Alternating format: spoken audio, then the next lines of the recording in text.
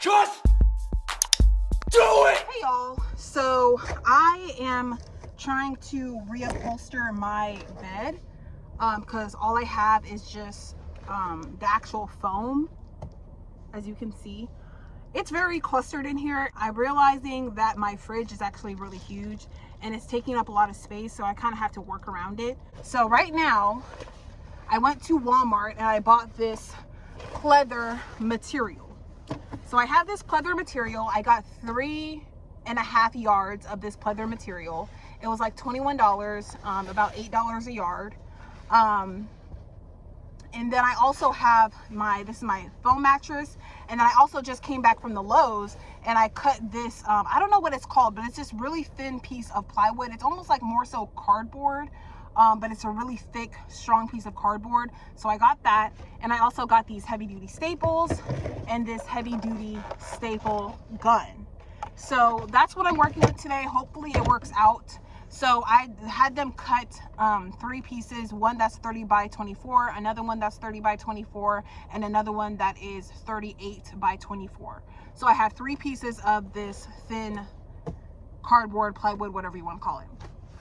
And then I have this. So that's kind of what I'm working on right now. Obviously, like, everything's pretty jumbled up, but I'm trying to work in this small space. So yeah, I made sure to count for the 5 inches that's on the sides as well. So it's really just, I believe it's 56 inches across. It's 28 times 2. I believe that's 54 or 56 inches across. And then as far as width, it is 3.5 yards. I'm trying to figure out how much I need. Obviously it's going to be enough to cover it, but I wanted to make sure that I account for the 5 inches here. So it's not only just going to be 24, or I believe it's 30. It's not going to be just 30 inches wide. It's also 30 inches plus the 5 on this side, plus the 5 on the other side, and then plus like maybe 2.5 inches so that it can like go under here. And then I'm just going to use the staple gun and I'm going to staple it right here. So I'm hoping that that works out, because I'm tired of my bed not being like complete, because I never really completed my bed. I just kind of finished my build to where it's livable and comfortable, which it is, but obviously my build could use a lot more work. I also got some Velcro. It's in the front seat, but I'll show you guys that later after I'm done with this part. I got some Velcro, so I'm going to put some Velcro on here. I'm also going to put it on the bottom, so basically it can stick to this plywood. That way it doesn't shift, because I'm having issues with the mattress like shifting as I'm on it and stuff like that. And plus, since it's cut into 3 pieces, the first like 2 pieces are the main ones that are giving me issues, because you can feel the indentation between the first 2 pieces, and I don't really like that. So I'm gonna make sure I can like make sure I squeeze them together as tight as possible so that it can like stay in place, if that makes sense. So yeah, y'all, that's what we're working on right now. I know this looks crazy, but this is the reality of van life, building it out while you're living in it and doing full-time van life. Because this is my home, everything I own is in here, so this is just the reality of that. So I'm just trying to make it more comfortable. I'm trying to make it so that there's less shifting and moving around and things falling off and falling down and shifting everywhere. So yeah, anyways, let's get going on this project. This side done. Hopefully it holds and it doesn't rip, but I'm working on this side now. Excuse my ashy knuckles. The staple gun was kind of tricky at first, but now it's like acting right.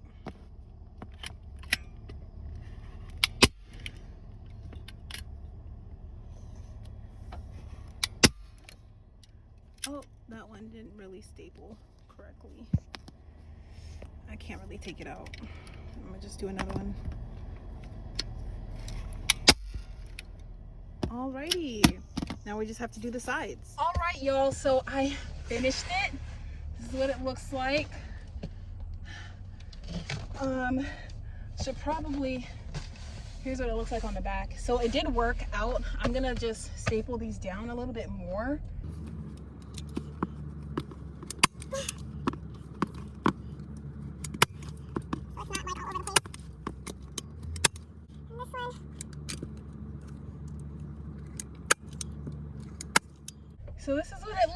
like, and it actually looks like an actual seat. Oh, I love it. So, ooh. All right, y'all. So this is what it's looking out like so far. I finished it off. It's not perfect, but it will do the job. Essentially, I just didn't want to get the actual memory foam mattresses under here dirty. Now, as you can see back there, I way under measured. I should have got a little bit more fabric, but that's fine. That piece is just going to stay like that. As far as this, because this has like a little hatch I can pull up, move this up and put it like that, and then lift this up to get the stuff that I need that's under here. So yeah, and then when I'm done, I could just simply move this back. So what I want to do right now is underneath these things right here, I have an issue with this middle part coming outwards like that. It kind of shifts this way. So what I'm gonna do is I'm gonna put some Velcro on the sides. The Velcro I have is this one right here. I got this for like, I want to say $8 at Walmart. All right, so I have the Velcro on, and I'm just gonna kind of line it up to where I want it to be, and we're gonna put it right on top of that Velcro. All right, now let's put this on top. Make sure I line it up exactly how I want it before I press it down.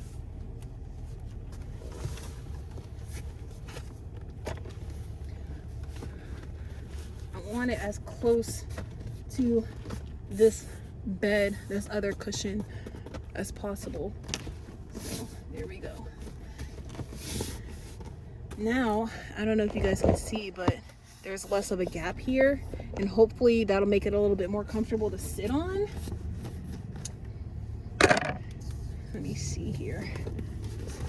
Oh yeah, it definitely does. I don't feel the gap as much anymore.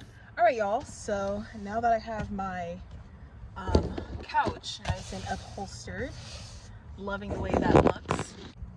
For this part, this is supposed to be like the backrest, you know what I mean, for like a couch, but it's also kind of like a body pillow type of thing. So I just got this body pillow cover, which should be big enough to cover this. So I'm gonna put that on. This is what it looks like.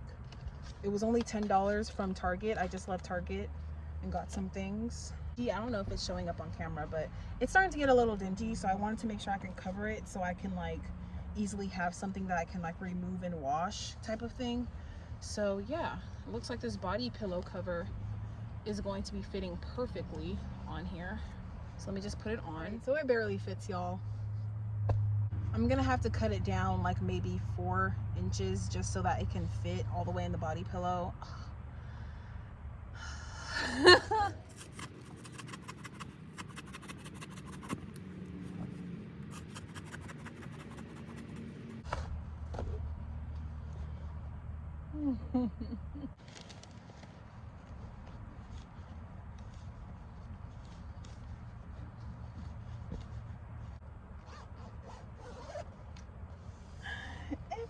Oh my gosh, that's so pretty. I'm gonna show y'all when I put on my bedding. I got this bedding. It's college stuff, and it was only $10. So I got this pattern, and then I also got this cute throw to go with it. Let me open the throw to make sure it's a good size, because I've literally just been covering myself with a flat sheet because it's been hot, so it's not like I need anything like super durable. But obviously here in Washington it gets colder at night, and eventually it'll get really cold to the point where I'm gonna need something a little bit more, you know. So I got this. In the event it gets too cold, I'm not gonna buy like a thick comforter because I don't want like it to be too stuffy in here. I'm literally just gonna get a nice size heated blanket. All right, y'all, that's what it's looking like. These are the sheets that I picked out. They didn't have purple, so I went with pink. But yeah, it looks nice. What do you guys think? still in the works. Right now I'm working on my plumbing. That's what my sink looks like so far. The only reason why it's there is because it's right next to the drain, but it is taking up kind of a bit of space, so I'm trying to see if I can condense it more so into the wall. So that's something that I'm working on, and then I'm trying to find a way to put some sort of counter space. I could also use this as a counter space, obviously, but I'm trying to see if I could build some sort of counter space right here. So maybe something that comes off of this chair right here. 3 days later.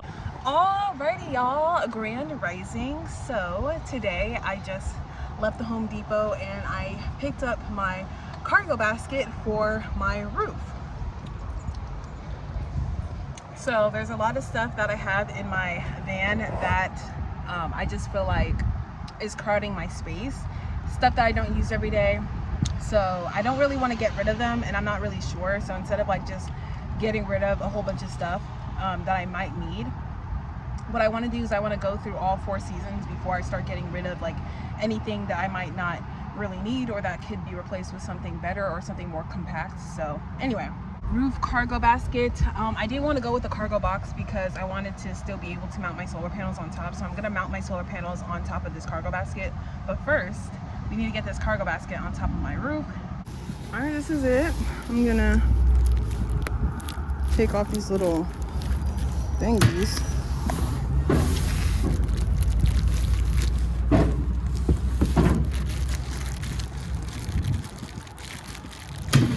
There we go.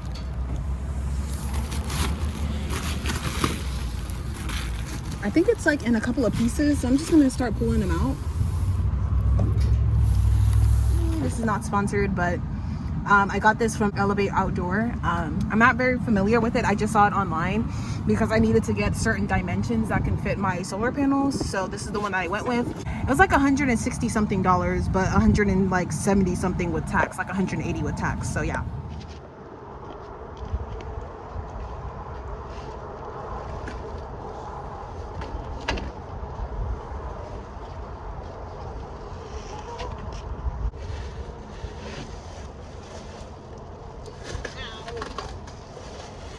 So first look at it, I was very careful taking it out the box, but it does look kind of beat up, like it was either used and returned or something.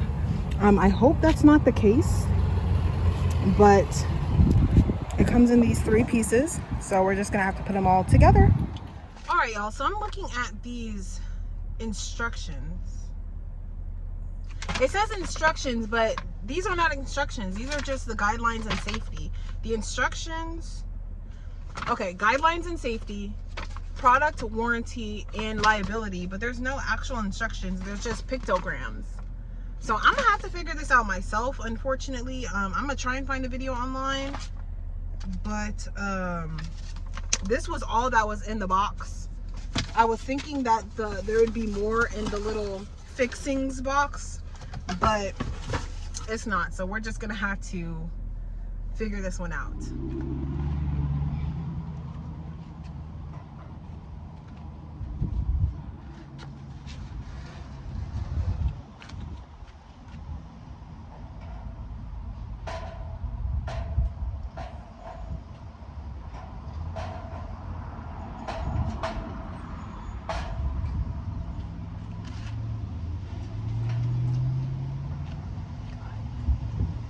Let me show y'all the problem I'm dealing with right here. So it's going in on this side, which means it should line up to this side, but it's not lining up and I can't get it in. I have to like force it in, and that's the same thing that happened with these ones, but I was able to get it in. So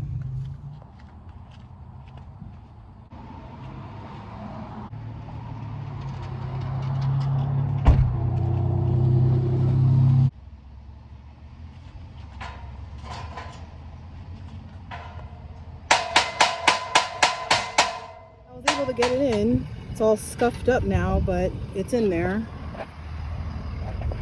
Kind of hit it from the top, but it's in there. Just terrible welding, I guess, because look at how off these are. Just terrible welding. Matters worse, you need these 2 just to put these things on. So you basically gotta do this. The whole thing is together. Now I have to figure out how to mount it to the freaking roof now, because there's no instructions for that. All right, so I think I finally got it. These things, I'm trying to get like the stacking right. The stacking that they show in the diagram does not make any sort of sense, so I'm just doing it my own way. But these little things are supposed to go through these holes, but there's like no holes, so I have to literally cut a hole with my pocket knife and basically stuff it in there. Like, really? Come on. Really? All that. Finally get it in there. And then I'm going to show you guys on the roof. Here it is on the roof. That's that side. This is what it's supposed to look like. Right? That one is not all the way on over there because I wanted to do these sides to make sure that everything fits and I'm not struggling. So there's that. I have to take this part and slide it under, get it through the two holes. And I put the crossbars where the two portions meet because it cuts off right there. So I put the crossbars there so that it could give it some support, because the reviews online say that the middle sometimes sinks in. So I put it there for some support.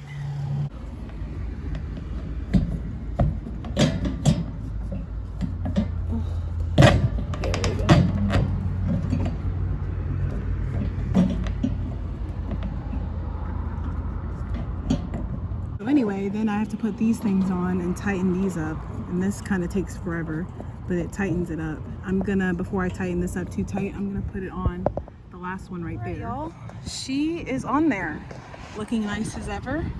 I'm just gonna go ahead and take this off because you guys do not deserve free advertisements. I don't care how ugly it looks, because when I tell you guys I struggled to put this thing on and it came with no instructions, yeah, you guys don't deserve any advertisement. I'll probably just put another sticker on top of there or something. It was hard getting these little thingies to screw down tight. I wanted to screw down all of them all the way just in case, but she's sturdy. I see. It looks like, that's what it looks like. Pretty low profile. Now the whole idea was to see if I can potentially get my solar panels up there, so that's what we're gonna do next. I'm gonna see if my solar panels can fit in the rack. Hopefully it doesn't fit sideways, which I was planning on putting it sideways, but she doesn't fit. She's about maybe 2 inches off the side, so I'm gonna see if I could put it the other way. Maybe we could at least get 100 watts out of this thing. Like, it fits perfectly on top of the roof rack, but this is just not how I intended to use it. It's kind of upsetting, but I guess we just have to work with it because there's really no turning back at this point. I'm able to use 200 watts, but it's just, unless I fold this part backward, which I don't know how I feel about that because I don't want to ruin the solar panel. But if I fold this forward, then it'll kind of just be laying on top of the sunroof here. It looks like fully folded out. Now it's kind of blocking the sunroof right there, but I'm thinking honestly it's still kind of pretty aerodynamic with the way it kind of curves right there. So maybe I can just leave it, and then as far as storage, I would just have to kind of store things flat and maybe find like a box that is within 6 inches of height. Ooh, there's a bee. Probably find like a box or like a case that's 6 inches of height, and then just put my stuff within that case. But this is pretty much all I have to work with. I'm gonna get some zip ties from the Walmart and just pretty much zip tie it from right there and right there, and all these holes, just use it to kind of zip tie it down. and see how that works. Probably use like 2 zip ties per, because I'm kind of iffy on how this will be able to hold up, you know. I got these 5-pack of 18-inch cable ties. It's up to 80 pounds, I think. I don't know, but these were a lot thicker as far as the thickness. They're a lot thicker, so I went with these ones. And then I also went with this paracord. I usually use parachute string, but this one can hold up to 110 pounds. So I'm hoping that this and the cable ties will kind of hold it down as I'm driving. Here, the paracord right here, and then I have the zip ties right here, and hopefully that will hold it. I don't think I need it on the back because it's going to be obviously the wind, you know. But right, let's see. So it's all tied down. Now I know what you're thinking. I know exactly what you're thinking. So it's tied down, which solves my power, you know, trying to get power during the day problem. It solves that problem. But obviously, how am I going to actually be able to utilize it for storage, right? So I was thinking, either I can just store things up there that I don't normally use all the time. Well, I bought some extra zip ties. I will just cut them off and then just kind of pack whatever it is I can pack or I need to pack up there. So I'll basically just kind of like rotate things out as I need it. I'm just looking into different cases, like roof rack cases to put on there. Now, the main thing that I want to store on there are all my tools and my hydraulic jack. Those are the main things that I want to store on there, as well as like extra oil, engine oil, extra coolant, possibly extra water, but you know what I mean? It just kind of depends on what fits up there, because I only have like about 5-inch tall worth of clearance. Like I can't even stand up my phone all the way in the basket once like the racks and stuff like that. So it's a lot, but yeah, there's only like 5 inches of height that I have to actually put stuff in there. So that's pretty much what I'm working with. I'm thinking I'm just gonna put my clothes, my out of season clothes that I'm not wearing, my chairs, and like all of my tools. I feel like that should be fine. And then as far as making them like weatherproof, the solar panels themselves should definitely protect all of my things from the rain and the snow and whatever else I run into. But I am going to invest in a toolbox, like an actual toolbox, because literally right now all I'm using is like this collapsible square container thing, and that is working out, but it just makes all of my tools kind of like jumbled up and stuff like that. So I found one in Walmart and it looked okay. It wasn't really giving vibes. It wasn't really giving what it needed to give.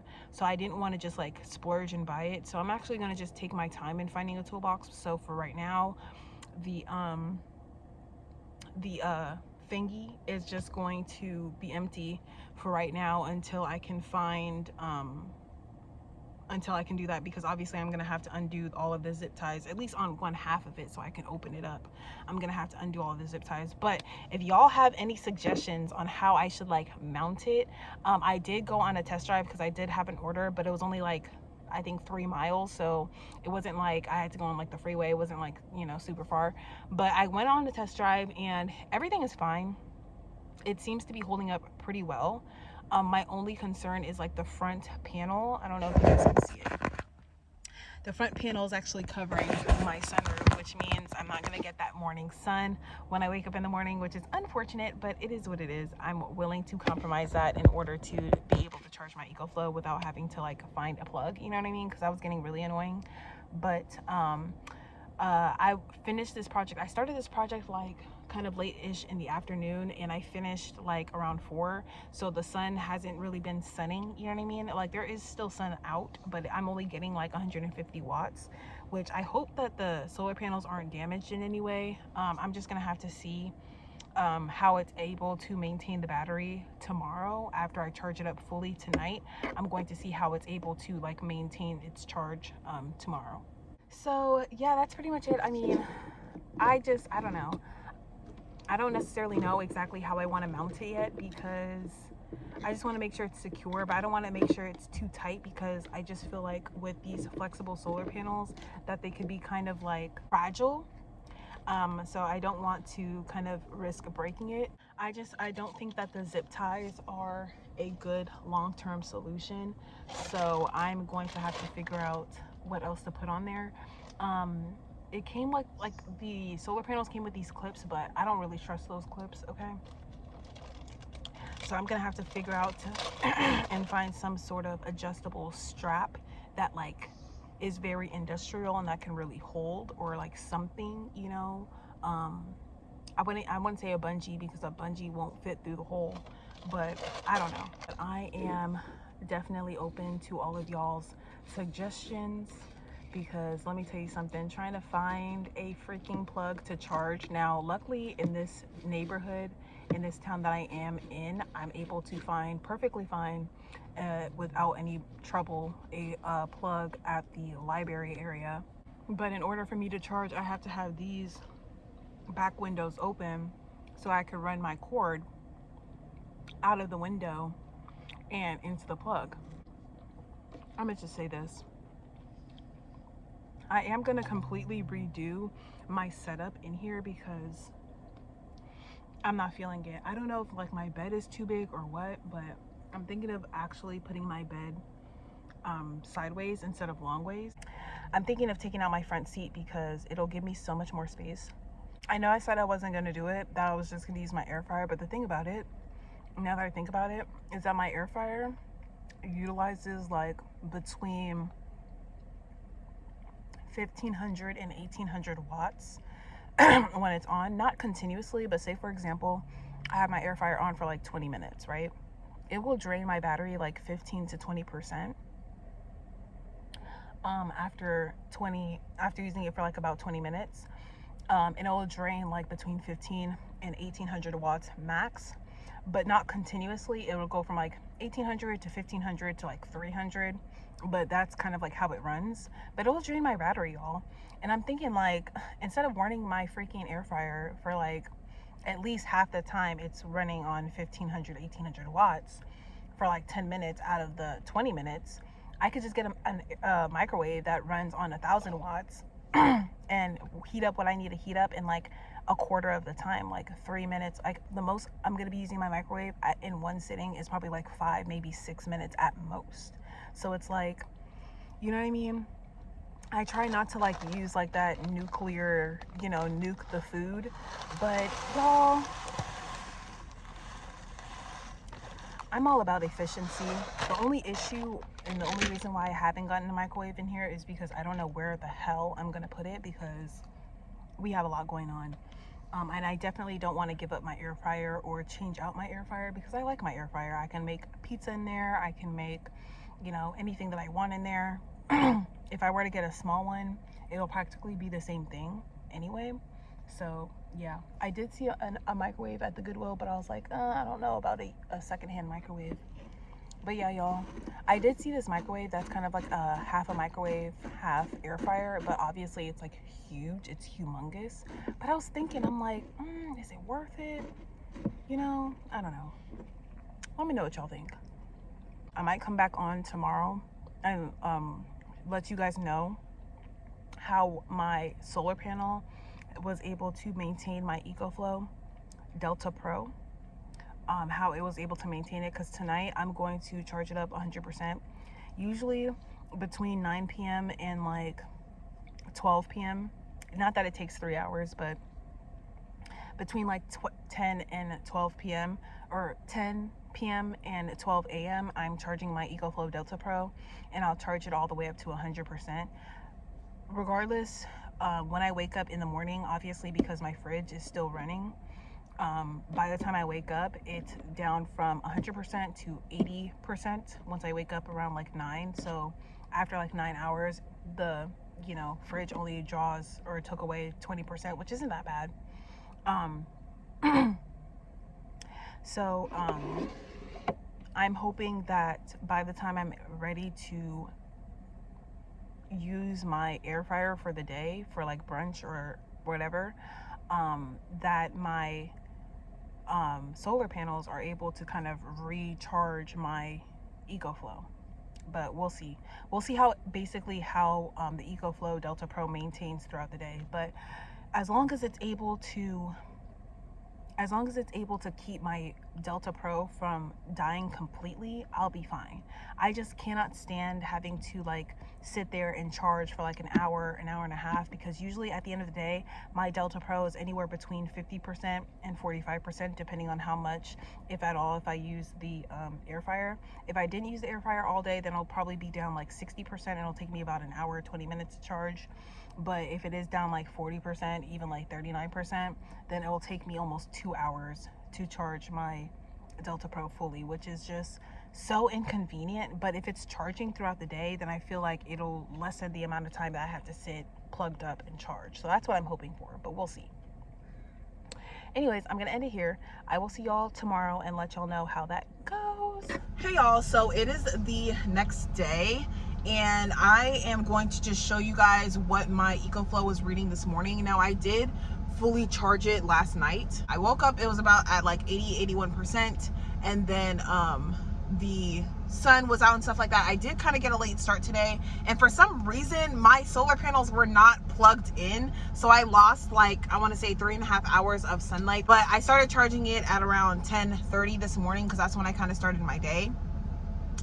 And so from 10:30 up until now, it was able to not only maintain its charge, but actually charge it almost practically fully. So I'm going to show y'all what it looked like pretty much this morning when it was charging. I was getting about 150 to 200 watts. Now, for some reason, it like during the day where it's like between, I want to say 11:30 and like 1:30, which is obviously when the sun is the highest in the sky, I will get like maybe around 300 watts, kind of just depending, like a little bit over 200 watts. But I never ever really get the full 400 watts, which is kind of weird. I'm not exactly sure what's up with that. You can see this is the front area, and it's kind of like slanted down a little bit. It's slanted down a little bit. So I don't know if that kind of affects like how I'm able to get my wattage, but I do kind of have to position the car and park the car in a certain way later in the day, because now it's about 5 o'clock, and as you can see, I'm still receiving like about 200 watts, and my EcoFlow is fully charged. Now, I have not utilized my air fryer yet. I have not yet utilized my air fryer today. I was going to use it like pretty much right now, and hopefully it might be able to get back up to full percent after I use my air fryer. But usually like after like 5, it starts dropping from like 200 watts to like 100 watts, and then like between 5 and like 8, it'll only be like picking up maybe 50 watts, just depending on where I'm parked and what the sun is doing. So yeah, today it is about 78 degrees, like 80 degrees ish. In the event I didn't have my solar panels, my EcoFlow would be reading like around 65% at this point. It'll be reading between like 65% and 70%. But definitely under, it's like significantly under 70% for sure. And by the end of the day, especially if I use my air fryer, then it'll be at like freaking 50 something percent. And then by the time I go to like find a plug to charge it up, it's going to take me like an hour and a half or an hour and 45 minutes or more to charge my EcoFlow from 50 something percent or whatever all the way to full. So having these solar panels definitely helps. It definitely helps maintain my battery, which is great, because I'm thinking that my solar panels, the 400 watts that I have, is going to be plenty enough to basically charge my EcoFlow. I mean, as long as I'm not doing like a lot of air frying, then I'm pretty sure it can pretty much keep my EcoFlow charged without me even having to plug up. As far as my travels, I am still in Washington. I'm loving it here. I am going to be going back to California for a couple of weeks pretty soon, so that I can like tie up some loose ends and stuff like that. So yeah, other than that, I mean, we're pretty much on the road. I'm gonna end it here because this video is getting a little long, and I'll see y'all in my next video.